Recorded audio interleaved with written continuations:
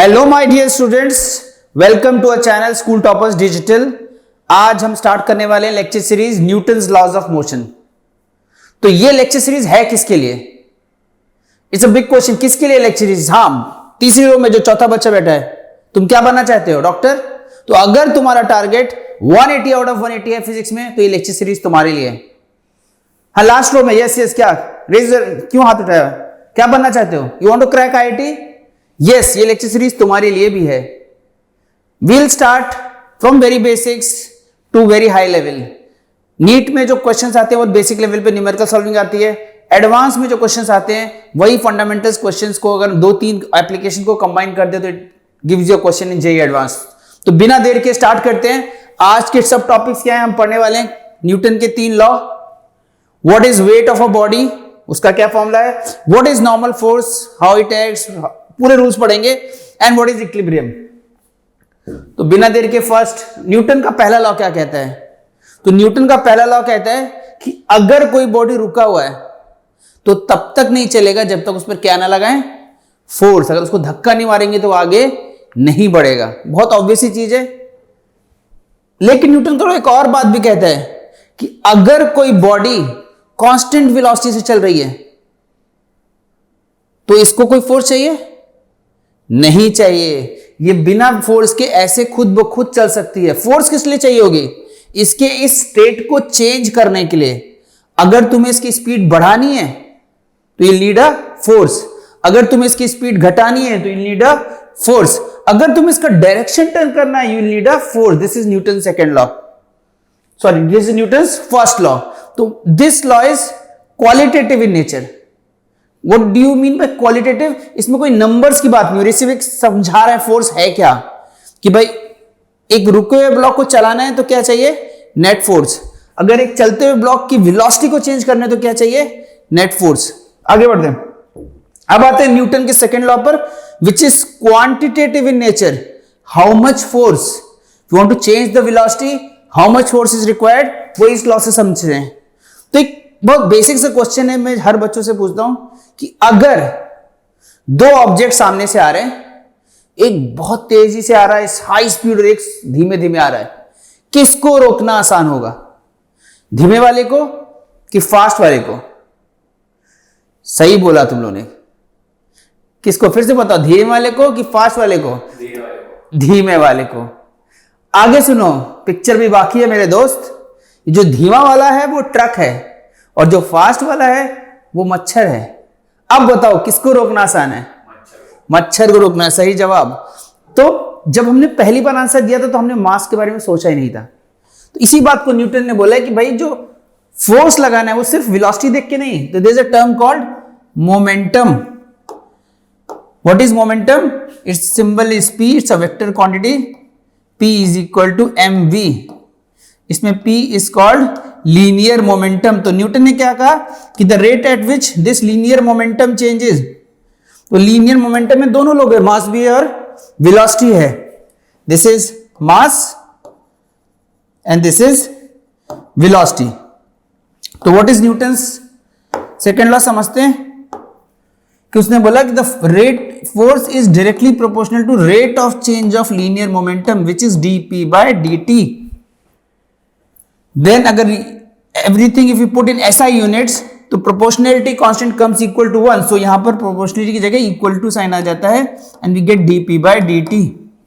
next p का formula क्या है? p is की जगह मैंने लिख दिया product of mass and velocity. अब डिफरेंशिएट करेंगे, प्रोडक्ट रूल लगाएंगे 1 by 1। एक बार मैं मास को एज इट इज रख के छोड़ दे रहा हूं dv by dt, प्लस दूसरी बार v को बाहर छोड़ रहा हूं dm by dt। तो ये फॉर्मूला है फोर्स का। अब इस चैप्टर में जो हम करने वाले हैं हमारे सारे केसेस है mass is going to be a constant. एक ब्लॉक को हम पढ़ने वाले हैं तो ब्लॉक का मास तो चेंज नहीं होगा। तो अगर मास कांस्टेंट है तो dm by dt वाला टर्म क्या हो जाएगा? 0 हो जाएगा। तो we will be left with these terms m into dv by dt। And what is dv by dt? a। तो न्यूटन के लॉ से फॉर्मूला बन के आ गया F is equal to ma। Many a times students if you ask what is Newton's second law, they'll say F equal to ma। This is not Newton's second law। Newton का second law ये है यहां से करते करते mass constant की condition डाला तो हम यहां पहुंच गए। क्लियर? अब इस फॉर्मूले को हम समझ लेते हैं, बहुत इंपॉर्टेंट फॉर्मूला है। तो देखो यहां पर जो हमारे पास फॉर्मूला आया था वो आया था F is equal to ma। Let's understand each and every term. What is F in this? F is, remember, net force. F is net force, m is mass, and a is acceleration. I'll show you with the help of an example. Suppose मेरे सामने एक block रखा है, इस पर एक force F2 लग रहा है और ऐसे एक फोर्स F1 लग रहा है। ये ब्लॉक इधर एक्सीलरेट कर रहा है। सो किसी भी क्वेश्चन चैप्टर में यही इक्वेशन बार बार लगने वाली है। तो what is the first term? Net force. तो there is the force F2, there is the force F1। Net कितना होगा? तो जब नेट निकालना है तो इसका ध्यान दो, किधर जा रहा है ब्लॉक? Towards F2। तो मतलब F2 must be greater than F1। तो नेट फोर्स हो गया F2 minus F1। First term आ गया, is equal to what is the mass of the block? m into its acceleration. Clear? एक और question करके दिखा देते हैं। से एक और ब्लॉक बनाता हूं, इसका मास अगेन मैंने m ले लिया। इस बार ये F2 है, ये F1 है, बाकी सब कुछ सेम ही लिया है, बट इस बार मैं एक्सेलरेशन दिखाने जा रहा हूं इधर। तो इसकी इक्वेशन क्या लिखेंगे? Since the block is accelerating in this side, मतलब F1 must be greater than F2। तो इक्वेशन क्या आएगी? पहला term net force F1 minus F2 is the net force, ध्यान रखना है, and that is equal to ma। तो ये फर्स्ट टर्म यहां पे लिखा था मैंने, this is the net force. Understood? आगे बढ़े, सिंपल सा है। अब न्यूटन का तीसरा लॉ, सब कुछ सारे बच्चों को याद रहता है इसकी definition. To every action there is an equal and opposite reaction. मतलब बहुत सारे इसके रियल लाइफ एग्जांपल है। अगर जब तुम नाव से, बोट से अगर बाहर उतर रहे हो तो यू आर सीइंग बोट पीछे जाती है, तो you push the boat backward, boat तुमको आगे पुश करती है, तुम बाहर चले जाते हो। अगर तुम कभी वॉल क्लाइंब किया है, वॉल कूद कर स्कूल से भागे हो ना? चलो वेरी गुड, तो रिलेट कर पा रहे हो, अच्छी बात है। How do you jump on a wall? You ball को नीचे दबाते हो, तुम उठ जाते हो, ऊपर आ जाते हो, राइट? Action reaction. तो everywhere this Newton third law is involve. वो कहता है कि अगर दो लोग हैं, दो ऑब्जेक्ट्स हैं, ए और बी, ए अगर बी पर फोर्स लगाएगा तो बी ए पर कितना फोर्स लगाए? Equal and opposite. मैथमेटिकली लिखता हूं, अगर ए ने बी पर फोर्स लगाया F, तो बी ए पर फोर्स कितना लगाएगा? Minus F। This is called action and reaction. Understood? A ने फोर्स जितना लगाया, बी ने उसका equal and opposite, equal in magnitude, opposite in direction. अब कई बार बच्चों को कंफ्यूजन होता है कि किसको एक्शन बोले, किसको रिएक्शन बोले। तो बहुत सिंपल सी बात है, अगर ए ने फोर्स लगाया बी पर पहले, तो बी भी ए पे लगाएगा। तो जनरली बच्चे बोलेंगे ए ने पहले फोर्स लगाया, इसलिए ए का फोर्स एक्शन और बी का रिएक्शन। बेटा ऐसा सच नहीं है, because the moment A applies force on B, the very moment B applies force, there is no time lag. वैसा नहीं है कि मैंने उसको मारा, पहले उसने मारा था, वो अलग चीज होगी। उसने मारा था एक्शन और मैंने जाके फिर से एक्शन किया। ये न्यूटन का लॉ नहीं है। यहां पर अपन फोर्स की बात कर रहे हैं कि तुमने किसी चीज को धक्का दिया, you will feel the force at the very same moment, there is no time lag. तो यहां पर पहले और बाद का क्वेश्चन ही नहीं है। तो किसी भी एक फोर्स को एक्शन बोल सकते हो और दूसरे को रिएक्शन बोल सकते हो। समझ में आ गया न्यूटन का थर्ड लॉ? आगे बढ़ते, वेट के बारे में बड़ा मिसकंसेप्शन है कि भाई हम एवरीडे लैंग्वेज में क्या बोलते हैं। फॉर एग्जांपल मेरा वेट 70 kg है। अब तुम as a student of physics सोचोगे वेट 70 kg, बट kg तो मास की यूनिट है, राइट? तो जो एवरीडे लैंग्वेज में हम जिसको वेट बोलते हैं वो एक्चुअली में मास है। तो वेट होता क्या है जरा समझते हैं। तो let's draw Earth, we are living on this planet, इसलिए हमारा वेट यहीं पे डिफाइंड होता है। एक ब्लॉक रखा है, इसका वेट निकालना है मुझे। तो weight is actually the force with which earth pulls us. समझ में आ रहा है? अब कोई पूछेगा अगर हम मून पे चले जाएंगे तो यस, मून पे अलग वेट आएगा, it's the force with which moon pools you. हम तो अर्थ पे रह रहे हैं ना, तो अर्थ पे हमारा वेट डिफाइंड है, the force with which earth pulls us. अब न्यूटन ने एक फॉर्मूला दिया था, तो force between this is earth, earth का सेंटर ये, अर्थ का मास m, रेडियस r। तो फॉर्मूला था G m1 m2 by r square, उसको मैंने लिख दिया। इसमें से G is a universal constant, capital M is the mass of earth. अब डिफरेंट ऑब्जेक्ट्स हैं बट मास ऑफ द अर्थ तो सबके लिए सेम है। R is the radius of the अर्थ। तो अगर मैं जिसका मुझे वेट चाहिए, मुझे इस ब्लॉक का वेट चाहिए, उसके मास को छोड़ के बाकी सब अगर ब्रैकेट में लिखूं तो तुमको देख के खुशी मिलेगी यार, ये तो एक कांस्टेंट टर्म आ गया। On places near surface of earth, ऊपर जाओगे तो आर बदल जाएगा, राइट, सेंटर से दूरी बदल जाएगी। इसी का नाम है जो तुम बचपन से पढ़ते आए हो, acceleration due to gravity. Clear?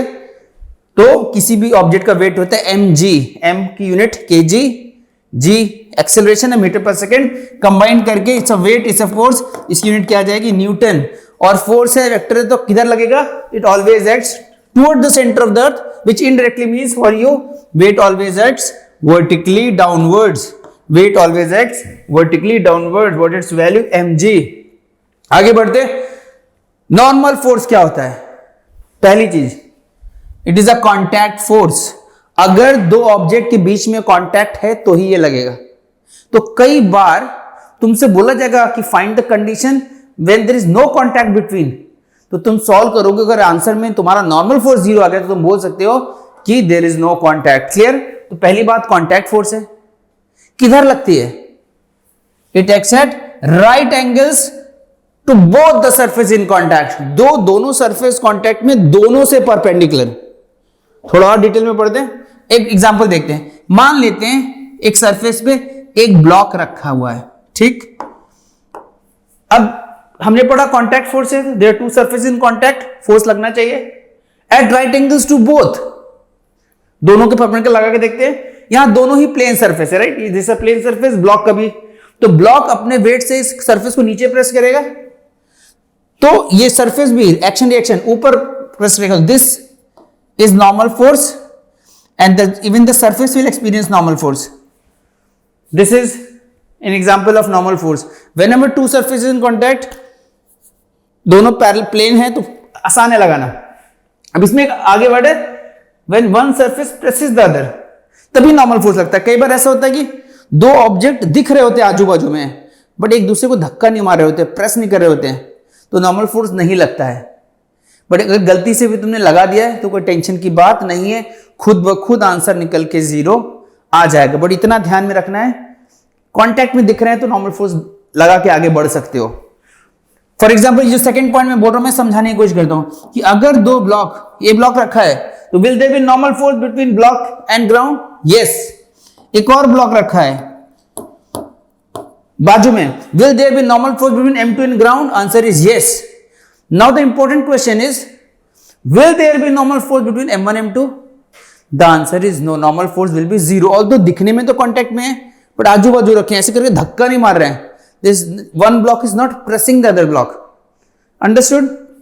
और मैथमेटिकली भी मैं सॉल्व करना भी सिखाऊंगा। अगर तुमने नॉर्मल फोर्स लगा भी दिया तो खुद ब खुद आंसर 0 आ जाएगा, कोई टेंशन की बात नहीं है।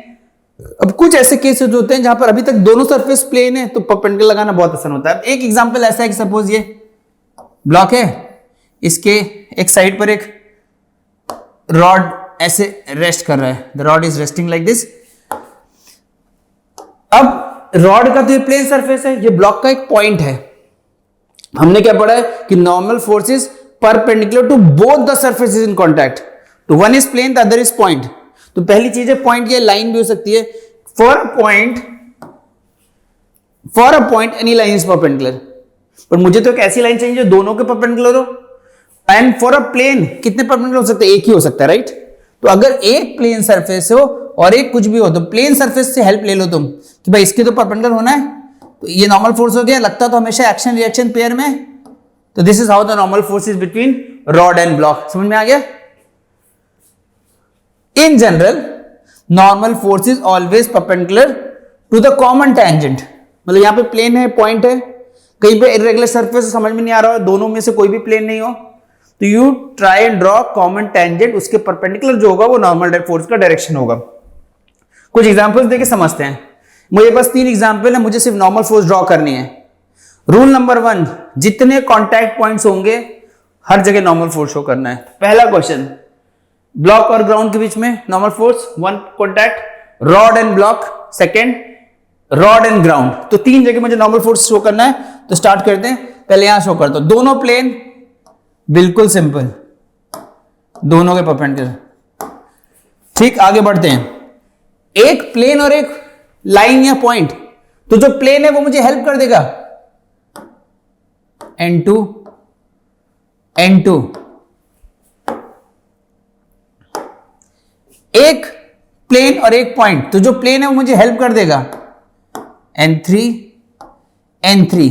अब किसी बच्चे के मन में ख्याल होगा मैंने सबका सिंबल अलग क्यों यूज किया, तो क्या वो इक्वल नहीं हो सकते? हो सकते हैं, अगर होंगे तो खुद ब खुद आंसर इक्वल आ जाएगा, बट हम पहले से अज्यूम नहीं कर सकते कि इक्वल होंगे ही, नहीं हुए तो अगर अलग लिया होंगे तो आ जाएगा आंसर। इसमें कर दें, ये प्लेन सरफेस, ये पॉइंट, तो प्लेन सरफेस के परपेंडिकुलर N1, यहां पर ये प्लेन सरफेस, ये point, plane surface will help you to find out. Clear? Last question, एक बॉल है, फुटबॉल खेलते, फुटबॉल कोई बात नहीं, खेलते हो तो अच्छी बात है। ये दो वॉल्स के बीच में ऐसे नॉर्मल फोर्स दिखाना है, तो यहां पर बॉल का एक कांटेक्ट पॉइंट होगा और ये plane surface will help you to apply the force. समझ में आ रहा है? ये दिख नहीं रहा होगा, थोड़ा कलर चेंज करते, ये ऐसा है, यहां पर plane surface will help you to apply the force. आगे बढ़ते हैं, अब तक नॉर्मल फोर्स लगाना समझ गए होगे। अब एक बहुत इंपॉर्टेंट पॉइंट जो भी तुमको न्यूमेरिकल सॉल्व करने में क्लियरिटी ले आएगा, इट्स इजी, डायग्राम अच्छा बन जाता है, आसानी से सब कुछ समझ सकते हैं। It's a concept called free body diagram. What is free body diagram? पढ़ते हैं। इस केस में body is represented by a dot, तो ये जो 3 kg का ब्लॉक है इसको मैं एक डॉट से रिप्रेजेंट करने वाला हूं, ठीक। एंड ईच एक्सटर्नल फोर्स, इस पे जो फोर्स लग रहा है, तो इस पे कौन कौन सा फोर्स लग रहा होगा? ग्राउंड के साथ कांटेक्ट में तो नॉर्मल फोर्स लगेगा, वेट तो हमेशा लगेगा ही लगेगा, तो जो फोर्स है वो सब एक वेक्टर से दिखाना है, जिसका टेल हमेशा किस पर होना चाहिए? डॉट पर। तो that is called free body diagram.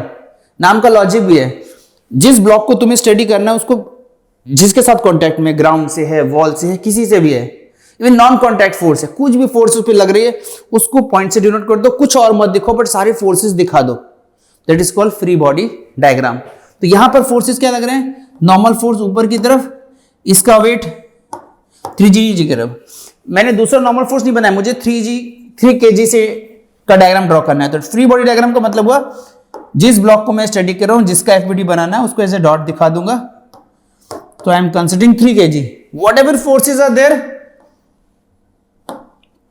I will show there, I am not showing the ground और anything else, this is called free body diagram. अब ये ब्लॉक रेस्ट में है, तो ऐसे ही छोड़ दिया, या रेस्ट लिख दो। अगर एक्सीलरेट कर रहा होता ऊपर तो मैं ए ऊपर लगा देता, एक्सीलरेट कर रहा होता नीचे तो मैं ए नीचे लगा देता। फिलहाल कुछ नहीं कर रहा रेस्ट पर, तो ऐसे ही छोड़ दिया, राइट। अब किसी बच्चे के मन में ख्याल आएगा एन निकालेंगे कैसे, तो यार अगर ये ब्लॉक नहीं चल रहा है तो इस पर टोटल फोर्स कितना होगा? 0 होगा। और इन दोनों का सम 0 कब आएगा? अगर अपवर्ड फोर्स और डाउनवर्ड फोर्स का मैग्नीट्यूड इक्वल हो जाए। अगर मैग्नीट्यूड इक्वल हो तो कैंसिल करके 0 हो जाएंगे, इसका मतलब n का वैल्यू इस केस में 3g के इक्वल होगा। अगर g की वैल्यू मैं 10 ले लूं तो आंसर इज 30 न्यूटन। क्लियर है बात? आगे बढ़े, चलो एक क्वेश्चन सॉल्व करते हैं। सो देखो, ध्यान से देखो, इस क्वेश्चन में क्या है? There is a block, 3 kg block is kept on a floor, और साइड में एक वॉल भी है, कोने में रखा हुआ है। तुमसे पूछा क्या है? Find the normal force between block and floor, इसके बीच में normal force, and second part में ब्लॉक एंड वॉल यहां पर। तो first step, draw all the forces, ठीक। There is a contact between wall and block, तो मैं यहां पे नॉर्मल फोर्स बनाता हूं, let's say I am calling is at N1, ठीक। ब्लॉक एंड फ्लोर में इसका नॉर्मल फोर्स बना लिया N2, ठीक। अब मैं एफबीडी बनाने जा रहा हूं, जिससे मुझे थोड़ा सा एफबीडी में मैं इस 3 kg के ब्लॉक को कैसे दिखाऊंगा? एक पॉइंट से दिखाऊंगा, सारा फोर्स इस पर देखो, इसको ध्यान दो। N1 इधर है, N1 बना लिया, N2 ऊपर है, N2 बना लिया, वेट लगाना है 3g, this is the FBD of 3 kg। Now how to solve it? You know that force is a vector. अगर किसी वेक्टर को मुझे वर्टिकल में 0 करना है तो सारा वर्टिकल का सम 0 होना चाहिए, हॉरिजॉन्टल वाला वर्टिकल में कोई हेल्प नहीं करेगा, तो मतलब this is independent of this. तो ये 0 करने के लिए N2 should cancel 3g, N2 को 3g को कैंसिल करने के लिए N2 की वैल्यू 3g होनी चाहिए, डायरेक्शन तो ऑलरेडी अपोजिट है, वो ऊपर है नीचे। एक तो आंसर मिल गया कि N2 इज 3g, मतलब अगर g 10 दिया है, जो दिया है, तो 30। N1 इस डायरेक्शन का फोर्स भी 0 करना है। अब जिस डायरेक्शन में एक ही फोर्स है उसको जीरो करने का क्या तरीका है? दो लोग हैं तो एक दूसरे को कैंसिल कर सकते हैं, बट एक ही है और सम जीरो आना है, तो what does it mean? It means this force, the value of this force is zero. So वही वाला कॉन्सेप्ट कि ऑल्दो दिखने में तो आजू बाजू लग रहे हैं, but there is no pressing force, तो there is no contact force between wall and block. Solve करके भी आंसर जीरो आ गया। अब इस क्वेश्चन को सॉल्व करते हैं। सो देखो यहां पर क्वेश्चन को ध्यान से देखो, there are two blocks M1 and M2, उन पे एक आदमी आके धक्का मार रहा है ऐसे, तो अगर हम इसको धक्का मारेंगे तो क्या होगा? The blocks are going to accelerate, right? तो एक्सेलरेशन दिखा देते हैं। M1 M2 साथ में चलेंगे अलग अलग, तो कोई भी बोलेगा यार हम M1 को धक्का मार रहे हैं, M1 M2 को धक्का मार रहा है, तो चाह के भी M1 M2 से तेज नहीं चल सकता, तो M1 को धक्का मार रहे हैं, साथ में M2 चलेगा ही चलेगा, तो both will have common acceleration. ठीक, डायग्राम में बना दिया। चाहिए क्या था हमको? दो चाहिए, एक्सेलरेशन चाहिए, नॉर्मल फोर्स, और फोर्स बनाते हैं। जब हमने M1 पे फोर्स लगाया तो M1 जैसे आगे बढ़ने की कोशिश करेगा तो M2 आगे, right? It will push M2, तो एक नॉर्मल फोर्स लगेगा, इसका नाम लग दे N दे देते। चलो एक्शन रिएक्शन दोनों ब्लॉक पे लगेगा, तो दीज आर द फोर्सेस। अब इसको सॉल्व करना बहुत आसान है। M1 का FBD अलग बना लो, M2 का FBD अलग बना दो। एक बार FBD बना दिया तो फिर इक्वेशन लिखनी है, net force is equal to mass into acceleration. याद है, net force is equal to mass into acceleration. यहां पे देखो मैंने पहले से बना रखा है, ये फोर्स M1 M2 N, इसको अलग से स्टडी करो। इसका FBD बनाया हुआ दिख रहा है, M1 है, F है, N है, A। तो what is the equation of this block? Net force F minus N, जिधर एक्सलेट कर रहा है वो मुझे हेल्प कर रहा है, F minus N, net force is equal to mass into acceleration. याद है, M1 है। फिर इसका FBD अलग से, M2, इस पर एक ही फोर्स लग रहा है N और A, तो एक ही फोर्स लग रहा है तो यही नेट है, राइट? तो net force is equal to mass into A। Solve करना बहुत आसान है। There are two unknowns, two equations, simultaneously solve कर सकते हैं। इस केस में सिंपली ऐड कर देंगे तो F आ जाएगा, N कैंसिल हो जाएगा, M1 plus M2A। So the value of A which we get is A is F upon M1 plus M2। अब कोई पूछेगा N बताओ, तो ये A की वैल्यू अगर मैं इसमें पुट कर दूं तो N की वैल्यू आ जाएगी M2A है, that is M2 F upon M1 plus M2। समझ में आ गया? अब एक कंफ्यूजन है जो बहुत बच्चों को होता है, जब वो M2 के बारे में सोचते हैं तो उनको लगता है M2 पर N के साथ F भी लग रहा है, जो कि रॉन्ग है।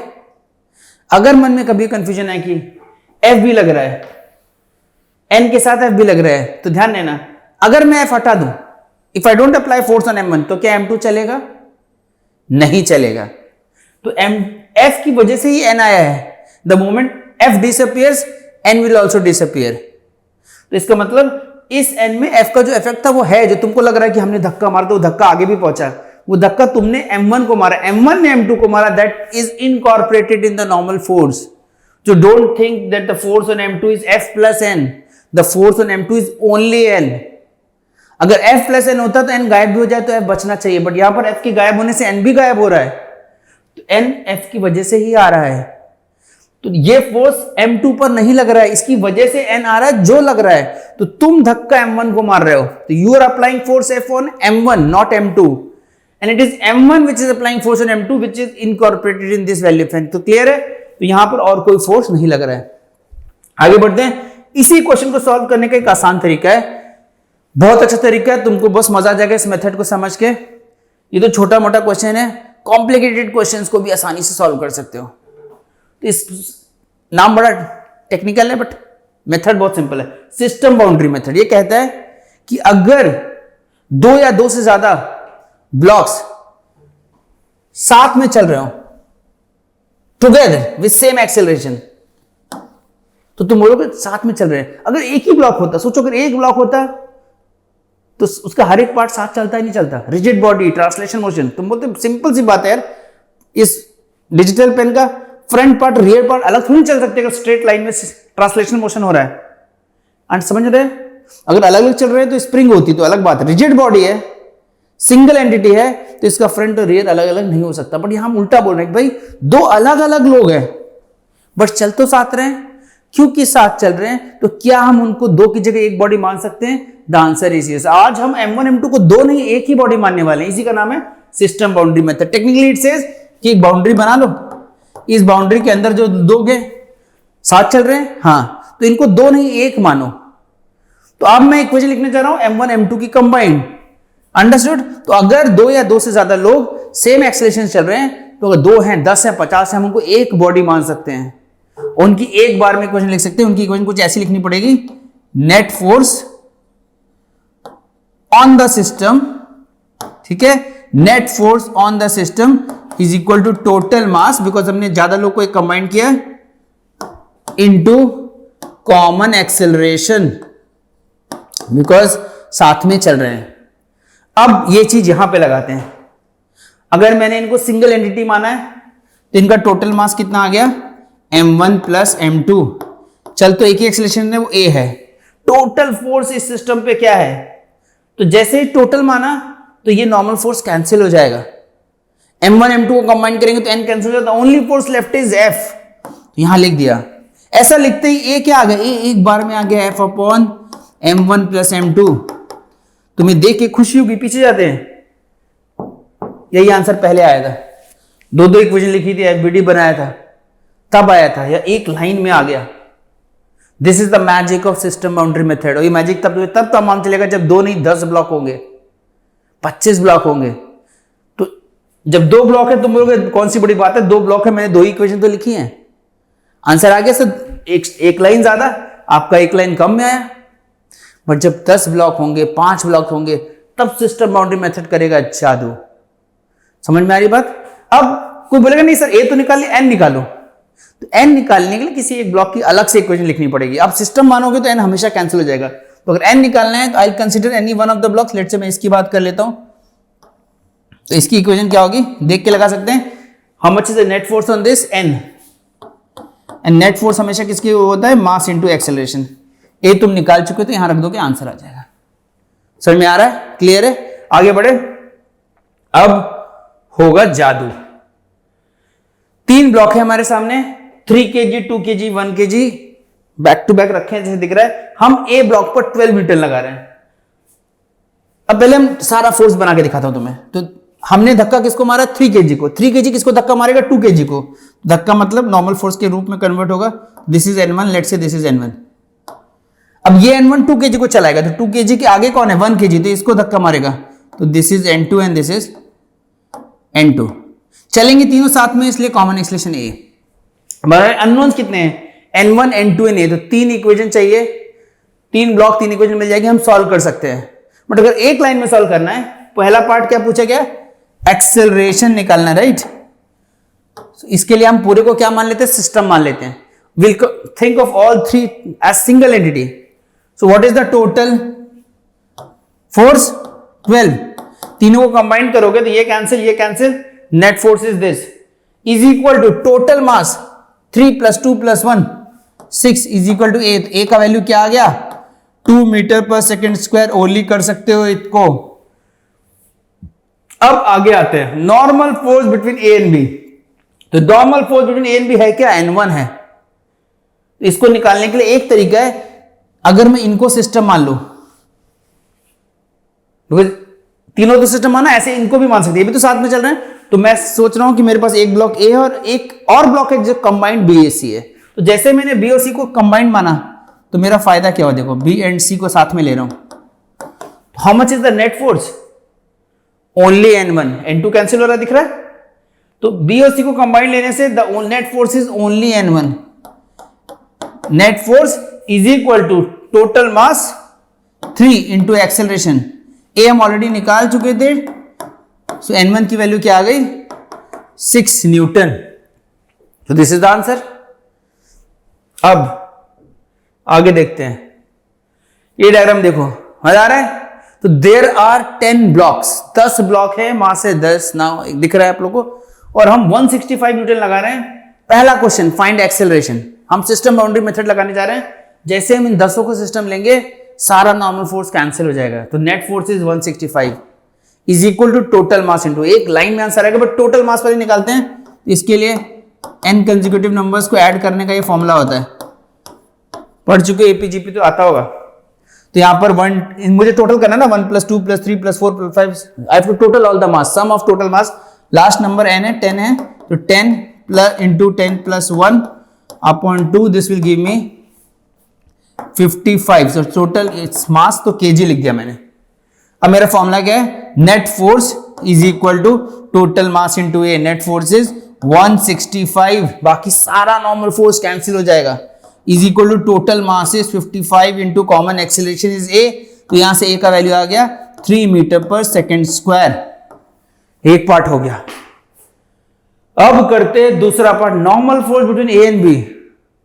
एक एक करके सब में लिखोगे बहुत कॉम्प्लिकेटेड, बट आसान तरीका क्या है, यहां निकालना, बस यही शो करते देखो। Let's say this is an, ये भी एन हो गया।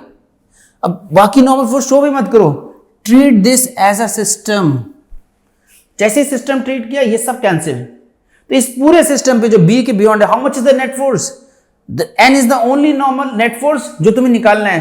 तो नेट फोर्स कितनी है, N is equal to mass, इसका कितना है 1 + 2 + 3 + 4 + 5, तो वही फॉर्मूला 5 × 5 + 1 is 6 डिवाइड बाय 2, तो 15 आ गया। तो मास इज 15 इंटू ए तुम ऑलरेडी निकाल चुके हो 3, तो आंसर आ गया 45 Newton. Isn't it magical? 10 block हम इतनी आसानी से कर सकते हैं। मैं तुमको समझा रहा था इसलिए मुझे इतनी स्टेप दिखाने पड़े। If you are doing it, you can do it orally. एक क्वेश्चन और ट्राई करते हैं। पूछा है यहां पर normal force between A and B, अपन को मालूम है, इसको हम सिस्टम मानेंगे। ये n है, ये n है, पहले फटाफट a निकालेंगे। a क्या होता है, total force upon total mass, system boundary method. Clear? The total mass is 5m, total force is 15। Next, इस पर मैं इक्वेशन लिखने जा रहा हूं, इस पर इक्वेशन लिखने जा रहा हूं। तो how much is the net force n, how much is the total mass 2m into a का वैल्यू हम सॉल्व कर चुके हैं। a का वैल्यू आया था 15/5m, mm कैंसिल हो गया, 5 3 जा, तो आंसर आ गया 6 न्यूटन। अंडरस्टूड? आगे बढ़ते हैं। ये तुम्हारा बर्थडे केक है, कितने केजी का, 15 केजी का। अभी निकाला ना 1 + 2, 15 केजी का केक मंगाया तुम लोग के लिए कि तुम लोग खुश रहो लाइफ में। और ये केक एक रूम में रखा हुआ है, रूम है, लिफ्ट है, जो मानना मान लो। अब 1 केजी, 2 केजी, 3 केजी, 4, एक के बाद एक लेयर है। तुमसे पूछा normal force between A and B, identify करो ए एंड बी कहां है। तो जैसे ही तुम्हें फिर से सिस्टम बाउंड्री मेथड लगाना है, तो यहां पर नॉर्मल फोर्स n आएगा और यहां पर n आएगा, राइट? बाकी सबको छोड़ दो, इसको एक सिस्टम मान लो। जैसे सिस्टम माना, इनके बीच का नॉर्मल फोर्स, इनके बीच का सब गया, तो नेट कितना है 6 kg। फ्री बॉडी डायग्राम बनाओ, 6 kg है ऊपर, उस पर ऊपर फोर्स n लग रहा है, नीचे उसका वेट 6g, और कोई फोर्स नहीं है, रेस्ट पर है।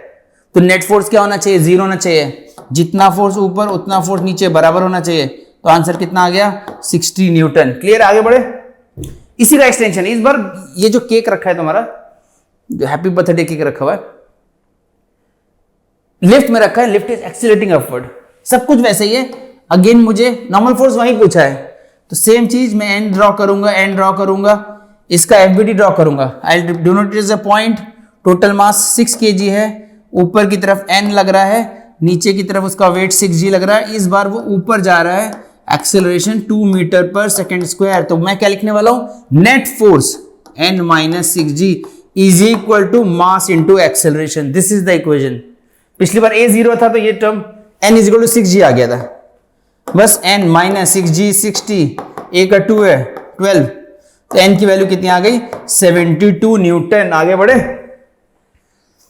आज की क्लास का लास्ट 5 मिनट और, बहुत अच्छे अच्छे क्वेश्चन बनते हैं इसमें, नीट में भी, मेंस में भी, एडवांस में भी। मतलब ऐसे ऐसे क्वेश्चन बनेंगे जहाँ पे 3 स्फीयर्स एक के बाजू एक रखे हैं, एक स्फीयर, 2 स्फीयर, उसके ऊपर एक और स्फीयर। एडवांस क्वेश्चन, मजा आ जाएगा तुम लोगों को। नीट में सिंपल क्वेश्चन बनेंगे, एक वॉल है साइड, वो जो भी हम करने वाले हैं। सो पहली चीज, व्हाट इज इक्विलिब्रियम? तो बहुत सिंपल सा टर्म डेफिनेशन है। इक्विलिब्रियम का मतलब होता है a body is said to be in equilibrium if net force on it is 0। कुल मिलाकर टोटल फोर्स कितना लगे, 0। तो बहुत बार बच्चों को लगता है कि टोटल फोर्स 0 मतलब बॉडी रेस्ट पे होनी चाहिए। अगर टोटल फोर्स 0 है, रेस्ट पे है, तो 0 है, बट क्या बॉडी चल रही है फिर भी फोर्स 0 हो सकता है? याद करो न्यूटन का पहला law, state of uniform motion. तो एक चीज कि कोई बॉडी कांस्टेंट वेलोसिटी से चल रही हो या रेस्ट पे हो, दोनों का मतलब क्या है? इक्विलिब्रियम है। अब कुल मिलाकर इसका मतलब है कि नेट फोर्स जीरो। फोर्स तो वेक्टर है, कुछ फोर्स एक्स में लग सकता है, कुछ वाई में, कुछ जेड में। क्योंकि वेक्टर है, एक्स वाला वाई को कुछ नहीं कर पाएगा। तो अगर मुझे किसी का सम जीरो चाहिए तो एक्स वाले का सम अलग से जीरो करना पड़ेगा, वाई वाले का सम अलग से जीरो करना पड़ेगा, जेड वाले का सम अलग से जीरो करना पड़ेगा। क्लियर है बात? एक्स डायरेक्शन का फोर्स आपस में एक दूसरे को कैंसिल कर देना चाहिए। Net force in x should be zero, net force in why should be zero, net force in Z should be zero. अगर कोई ऐसे फोर्स, एक फोर्स ऐसे एक फोर्स ऐसे, इसका सम कभी भी जीरो नहीं आ सकता। थोड़ा और समझाता हूं मैं तुम लोग को, आगे बढ़ते। देखो मान लो मेरे पास ये ऑब्जेक्ट है, मैं एफबीडी बना रहा हूं, ये F1, ये F2, थोड़ा लाइफ में कलर्स लाते हैं, कलर बदलते हैं, ये F3, ये F4। अब मैंने बोला कि ये जो ऑब्जेक्ट है, लेट्स से 6 kg का ब्लॉक, ये इक्विलिब्रियम में है। तो मेरा क्वेश्चन है, क्या F3 F2 को कैंसिल कर सकता है? नहीं। X को मुझे अलग सॉल्व करना पड़ेगा, Y को अलग। X अगर ये सच में इक्विलिब्रियम में है तो नेट जीरो आने के लिए X का टोटल भी जीरो आना चाहिए, Y का। तो X का टोटल जीरो मतलब हाँ, अगर ये दोनों न्यूमेरिकली इक्वल हो जाएं तो एक दूसरे को क्या कर देंगे? Cancel, because they are in opposite direction. तो यहां पर एक इक्वेशन मुझे मिल जाएगी कि F1 should be equal to F2।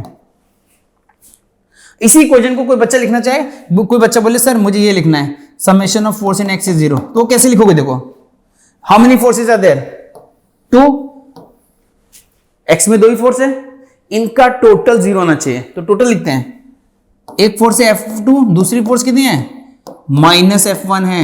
इन दोनों का टोटल क्या आना चाहिए? जीरो। ये इक्वेशन हो गई। इसको उस साइड लेके जाओगे तो क्या आ जाएगा? F2 is equal to F1। वही चीज आगे जो मैंने पहले बोली थी। तो दो तरीके हैं, दो फोर्स अपोजिट लग रही हैं, मैग्नीट्यूड्स इक्वेट कर दो। Don't think this is positive, this negative, they are already opposite, you know. अगर न्यूमेरिकली इक्वल हो गए तो एक दूसरे को क्या करेंगे? कैंसिल कर देंगे। मेथड 1। मेथड 2 तुमने बोला नहीं मुझे वैसे लिखना है, sum of all the forces equal to zero, वो भी करो। तो what is the force? F2। दूसरी फोर्स कौन है? Fn का टोटल। बट क्योंकि ये वेक्टर्स है तो अगर ये पॉजिटिव है तो ये नेगेटिव है। जब तुम्हें ऐसे लिखना है सारा फोर्स एक साइड इक्वल टू जीरो, तो तुमको साइन कन्वेंशन भी ध्यान रखना पड़ेगा। F2 plus minus F1 is zero, finally you get that F2 is equal to F1। Clear? Similarly यहां से क्या आ जाएगा? F3 is equal to F4। और अब आ जाते हैं हमारे आखिरी क्वेश्चन पे। There is a football which is resting, एक वॉल वर्टिकल और एक वॉल एट एन एंगल 30 है। तो इसमें फोर्सेस कौन सी? हमें क्या क्या निकालना है देखते हैं। नॉर्मल फोर्स निकालना, ठीक। नॉर्मल फोर्स का रूल, जहां कॉन्टैक्ट वहां नॉर्मल फोर्स आएगा। तो there is a normal force between football and this wall, there is a normal force between football and this wall. तो अगर मैं डायग्राम ड्रॉ करूं, ये फुटबॉल है, अगर this is the normal force, 30 degree वाली वॉल का बनाता हूं, तो ये एक नॉर्मल फोर्स होगा। Let's call this as N1। इधर से जो नॉर्मल फोर्स आएगी वॉल से, इसका नाम रख देते हैं N2। क्लियर? और इस पर कोई और फोर्स एफबीडी बनाना है। Yes, weight is always there. तो 10 kg की फुटबॉल, इसका वेट 10 g नीचे लगेगा। बिफोर आई ड्रॉ एफबीडी, बस एक एंगल समझ लेते हैं। ऐसे मैं ड्रॉ कर रहा हूं, ये 90, ये 30 डिग्री दिया है, ये भी 90 होगा बिकॉज नॉर्मल इज परपेंडिकुलर। तो ये 30 है तो ये कितना हो जाएगा? 60। यहाँ पे टोटल 180 होना चाहिए। ये 90, 60, तो ये कितना हो जाएगा? 30। तो तुम लोग अरे वाह बहुत सही है, ये 30 है, 30, हाँ याद रख सकते हो। जो यहाँ पे एंगल है वही आ जाता है। क्लियर? अब इसी क्वेश्चन को मैं एफबीडी बना के सॉल्व कर देता हूं। फिर से देखो मैंने बनाया, तो लेट्स, यहां पर फोर्स का नाम मैंने N1 दे दिया, यहां के नॉर्मल फोर्स का नाम N2 दे दिया, इसका वेट मैं अब सिर्फ फुटबॉल को कंसीडर कर रहा हूं, बाकी उसका जो एक्शन रिएक्शन पेयर नहीं दिखा रहा हूं, मुझे जरूरत नहीं है। एफबीडी कैसे बनेगा? तो this is the 10 kg ball football, इस पर नॉर्मल फोर्स N1 है, राइट। ये एंगल कितना आया था? ये एंगल वर्टिकल 30 डिग्री आ गया था, याद है? अभी दिखाया था। ये N2 है और ये 10 g है। अब मुझे x में अलग फोर्स और y में अलग बैलेंस करने अभी सीखा है। ये फोर्स ऑलरेडी x में है, नो प्रॉब्लम। ये फोर्स ऑलरेडी y में, नो प्रॉब्लम। ये force at an angle 30 with the vertical है, तो a part of this force is along y, a part of this force is along x। तो हमको इस फोर्स के क्या ब्रेक करने पड़ेंगे? कंपोनेंट्स ब्रेक करने पड़ेंगे। तो कंपोनेंट्स ब्रेक कर लेते हैं। तो this is N1 sin 30 and this is n1 cos 30। एक बार ये कर लिया जो अभी सिखाया है, वर्टिकल अलग बैलेंस करो, हॉरिजॉन्टल अलग। तो वर्टिकल बैलेंस करेंगे तो क्या आएगा, वर्टिकल बैलेंस करेंगे तो आएगा n1 cos 30 की वैल्यू mg के इक्वल है। cos 30 कितना होता है, √3/2 इज 100। तो यहां से n1 की वैल्यू कितनी आ गई, 200 डिवाइडेड बाय √3। ठीक, अब n2 सॉल्व करते हैं। वर्ड इस डायरेक्शन में फोर्स बैलेंस कर लो, हो गया बस। सो n2 की वैल्यू किसके इक्वल होगी, n1 sin 30। sin 30 कितना होता है, हाफ। इसकी वैल्यू 200 बाय √3 इंटू हाफ। तो आंसर कितना आ गया, 100 डिवाइडेड बाय √3। तो ये भी अच्छा खासा क्वेश्चन है, होपफुली समझ में आ गया होगा। आगे बढ़ते, तो ये हम अपने 9 लेक्चर सीरीज के पहले पड़ाव पे फर्स्ट लेक्चर का एजेंडा है। अगला लेक्चर आपको थर्सडे को अपलोड हो जाएगा, आप देख सकते हैं। हम अगले लेक्चर में क्या कवर करने वाले हैं, स्ट्रिंग करने वाले हैं कि स्ट्रिंग में टेंशन कैसे लगता है। 2 तरह की स्ट्रिंग, एक आइडियल स्ट्रिंग जिसमें मास नहीं होता है, अगली बार बताएंगे मास नहीं होता तो कैसे, जिसमें मास होता है, और इक्विलिब्रियम जो आज हमने किया, कल स्ट्रिंग के केसेस में फिर से करेंगे। तब तक के लिए जो क्वेश्चंस मैंने लिंक में डाले हैं हमारे व्हाट्सएप के चैनल पे भी है, स्कूल टॉपर्स डीजी नाम से, वो आप करके रखोगे। आपके पास 1 दिन का टाइम है, ऑलमोस्ट सारे क्वेश्चन तुमसे हो जाएंगे। एंड फिर मिलते हैं, इसी अच्छे से पढ़ के रखना। कुछ समझ में नहीं आया या कुछ और चाहिए, मान लो तुमको लग रहा है नहीं इस पे और क्वेश्चन चाहिए, थोड़ा और डीप में समझा दीजिए, थोड़े एडवांस के क्वेश्चन दे दीजिए, मुझे नीट के 10 क्वेश्चन चाहिए, वो सब तुम मुझे कैसे बता पाओगे, with the help of the message. Chat में मैसेजेस करो, अच्छा लगा तो बताओ, और कुछ चाहिए तो बताओ। I will try and record a video for everything what you want, right. तो इसके साथ ही एंड करते हैं। Thank you so much. Please हमारे चैनल को लाइक करिए, सब्सक्राइब करिए, इससे मुझे मोटिवेशन मिलता है। हर एक लाइक इंपॉर्टेंट होता है, जैसे हर एक फ्रेंड इंपॉर्टेंट होता है। तो आज के लिए इतने रखते हैं। Thank you so much, take care.